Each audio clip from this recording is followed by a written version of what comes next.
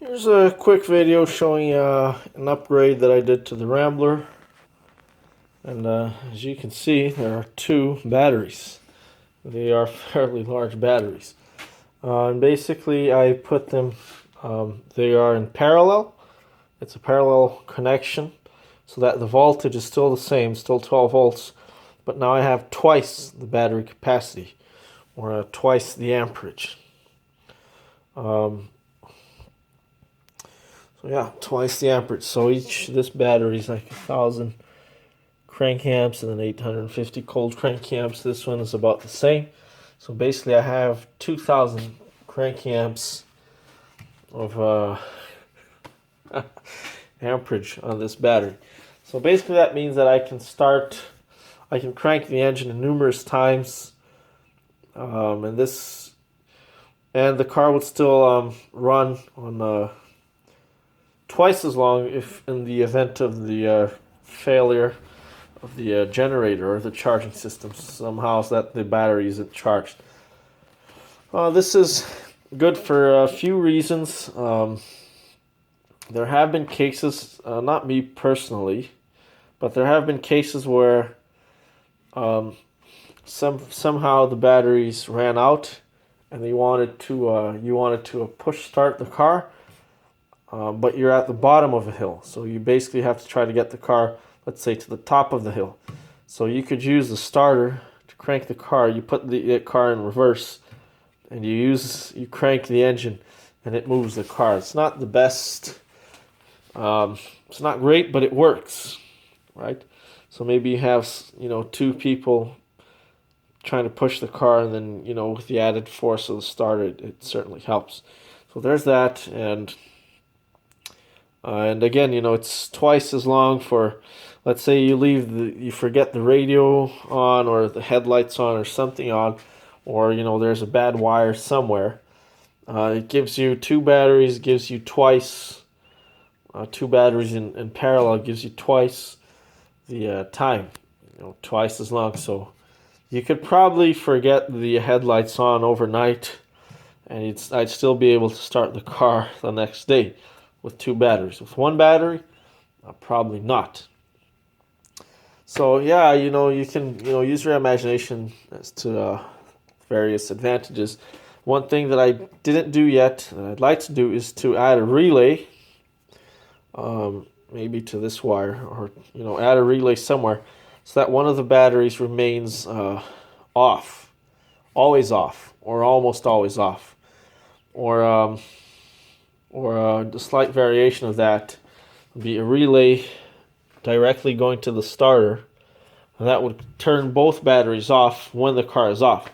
So I didn't do that yet, so maybe I should just shut up and leave that for another video. But what that'll do is it'll turn the batteries off as soon as the car is off. And again, that will prevent any short circuit, whatever, if we get on, or short circuit in a wire. It won't drain the battery. Right now the battery's still connected to various things like the starter and other things. Just an idea. So yeah, two batteries in parallel. So as you can see, positive going to the positive terminal, which then goes to the starter, and then negative ground connected to the ground, and then negative ground here. I sort of had to make a little bracket to put the battery on here. These were the biggest batteries I could find, by the way. I also believe this extends your battery life to twice as much. So, if one, like this battery is older, this battery is probably 5 or 6 years old. So it's not the best. This one should be new. Still from the junkyard, but should be new. So we put a date here, August 31st, 2020. Probably when they got the battery. But as you can see, it is a new battery, right? But, this probably gives me maybe 10 years of battery life. Not 100% sure about that, but because I've guessed 2-week batteries half-life makes pretty much a full battery. Not so sure. That's a theory. Not so sure about that in reality. But it's twice everything. It's 2 batteries, so I think that's quite good. What I'd like to do in the future, I'd like to do is somehow move these batteries to underneath the fenders. I just feel like they take up too much space over here. And there is sufficient space under the fenders. But I don't know, that's, what I like to do and what I can do are 2 different things. But, yeah, you can run higher, that's another thing as well. You can run higher amperage appliances with 2 batteries. What I mean is, like, you can put a converter or an inverter in the car that converts 12 volts to 120 volts or 110 volts, whatever. And with 2 batteries, you can run higher amperage things. So you could possibly use the car as like a generator or, a source of power, electrical power. Another thing that I should mention is, a lot of people talk. I have a generator in this car right now. It's not an alternator. I have the generator. You can't see it there. It's too dark. But the alternator was optional. I do have an alternator for the Rambler, but I like the generator. What can I say? I like it. And I had the bracket for it and didn't have the bracket for the alternator, so I didn't have the voltage regulator for the alternator either, so I ended up going to the generator. And the generator, I know how to service it.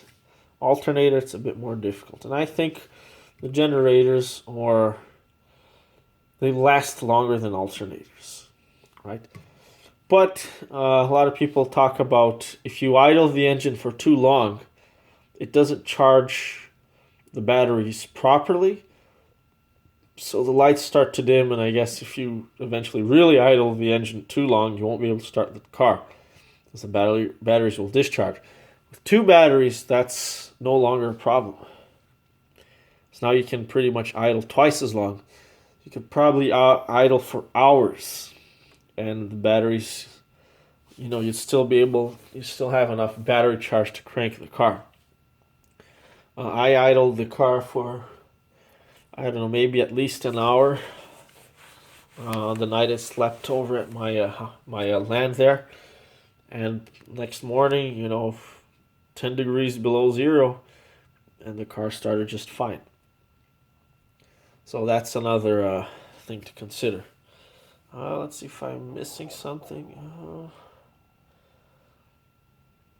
No, I think that's pretty much it.